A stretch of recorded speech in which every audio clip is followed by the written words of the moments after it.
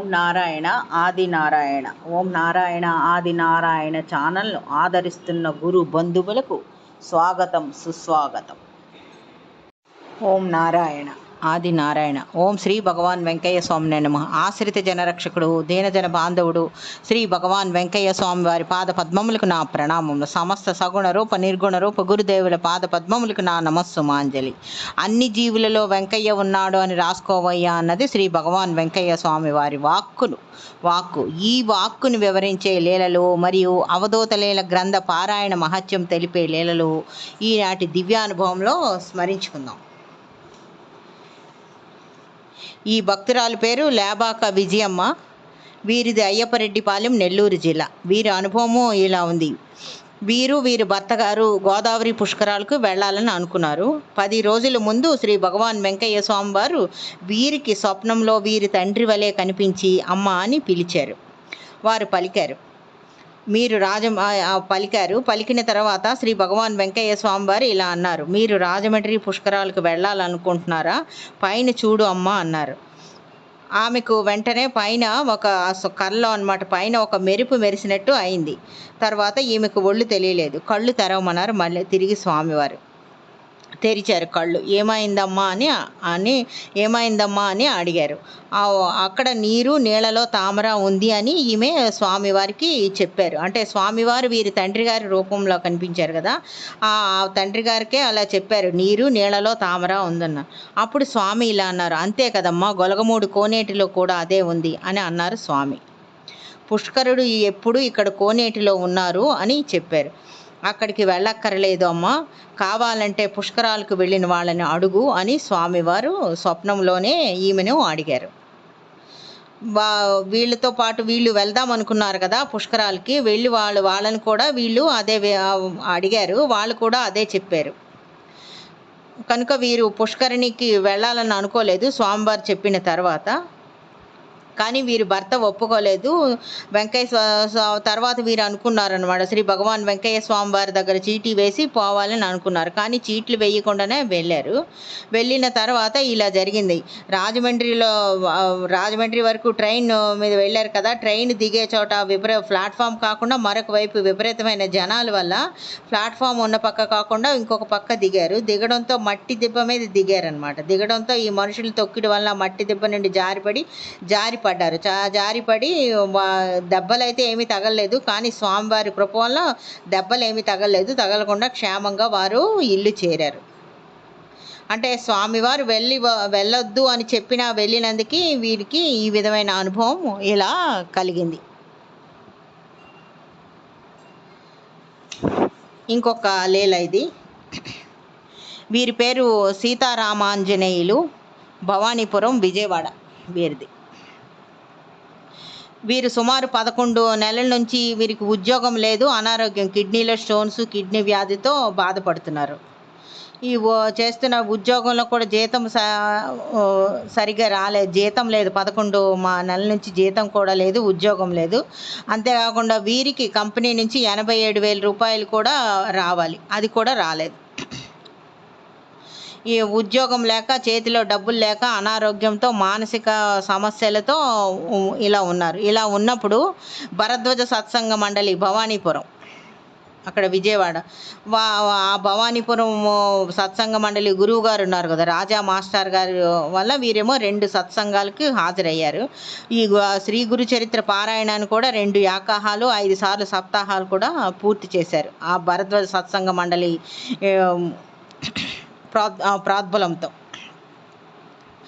శ్రీ భరద్వాజ సత్సంగ మండలి ప్రోద్బలంతో వీరు శ్రీ గురుచరిత్ర పారాయణాన్ని 2 యాకాహాలు, 5 సప్తాహాలు పూర్తి చేశారు.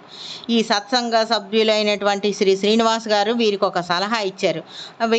ఆ శ్రీనివాస్ గారి సలహా ప్రకారం ఈ 2,000 రూపాయలు వీరు అప్పు తీసుకొని గొలగమూడి శ్రీ భగవాన్ వెంకయ్య స్వామి వారిని 12/2/2002 మొదటిసారిగా వీరు శ్రీ భగవాన్ వెంకయ్య స్వామి వారిని దర్శించుకున్నారు. 13వ తారీఖు అంటే 13/2/2005 ఒంగోలులోని శ్రీ భరద్వాజ్ మాస్టర్ గారి సమాధిని కూడా దర్శించి శ్రీ భగవాన్ వెంకయ్య స్వామి వారికి ఇలా మొక్కుకున్నారు. అవధూత లీల 3 సప్తాహాలు వరుసగా చదువుతాను అని మొక్కుకొని కంపెనీ వీరికి బాకీ ఉన్న డబ్బులు రావాలి, మంచి ఉద్యోగం రావాలని స్వామివారికి సంకల్పం చెప్పుకొని 13/2/2005 విజయవాడ చేరి 14/2/2005 నుంచి అవధూత లీల పారాయణ ప్రారంభించారు వీరు. చిత్రంగా ఆ రోజు పారాయణ ప్రారంభించిన రోజే వీరికి కిడ్నీలో చాలా బాధ ఎక్కువ, నొప్పి ఎక్కువ వచ్చి రాళ్ళు పడ్డాయి. 3 రాళ్ళు బయటికి వచ్చేసాయి. దానికి వీరు ఏ మందులు వాడలేదు. కేవలం పారాయణ మాత్రం చేత వీరికి అట్టి భాగ్యాన్ని శ్రీ భగవాన్ వెంకయ్య స్వామి వారు ఇచ్చారు వీరికి. అలాగే అవధూత లీల మిగిలిన 2 సప్తాహాలు పారాయణ చేసుకున్నారు. చేసుకున్న వెంటనే మిగిలిన 2 సప్తాహాలు పారాయణలు అయిన వెంటనే వీరికి ఉన్న పాత కంపెనీ వారు వీరిని పిలిచి 20,000 రూపాయల జీతం ఇస్తామని, ఉద్యోగం చేయమని, ఆంధ్రప్రదేశ్ మొత్తానికి వీరు డీలర్గా ఉండి వ్యాపారాన్ని సాగించమని, దానికి గాను జీతమే కాకుండా మళ్ళీ 12% కమిషన్, వారి వ్యాపారంలో 12% కమిషన్ వచ్చేటట్టు, మార్కెటింగ్లో వీళ్ళకి 12% కమిషన్ వచ్చేటట్టు ఈయనకి ఆపర్చునిటీ ఇచ్చారు. దాంతో 12/2/2005 నుంచి 12/5/2005 వరకు సుమారు 60,000 రూపాయలు, అంటే 3 నెలల కాలంలో వీరికి 60,000 రూపాయలు వచ్చాయి.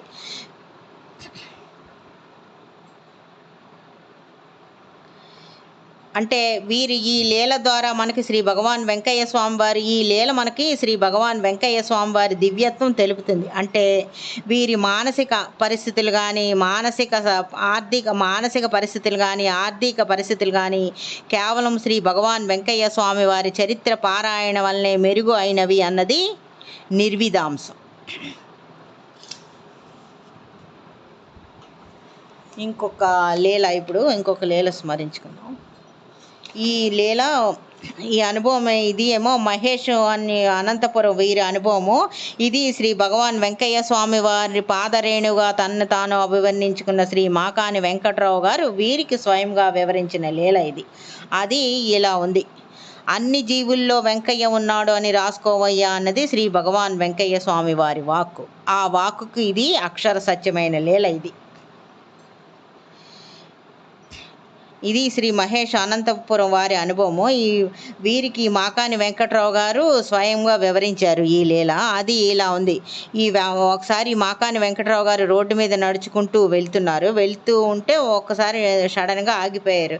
ఎందుకు ఆగారా అని చూసుకుంటే ఇక్కడ ఏదో ఉంటుంది అని అతను ఈ 2 పక్కల చూశారనమాట. ఎందుకు ఆగారు అతనికి కూడా తెలీదు. ఎందుకు ఆగానా అని చుట్టుపక్కల చూస్తే రోడ్డు ప్రక్కన ఒక చెట్టు కింద ఒక వ్యక్తి కాళ్ళు చాపుకొని తలని తన మోకాళ్ళ మీద ఉంచుకొని ఉన్నాడనమాట.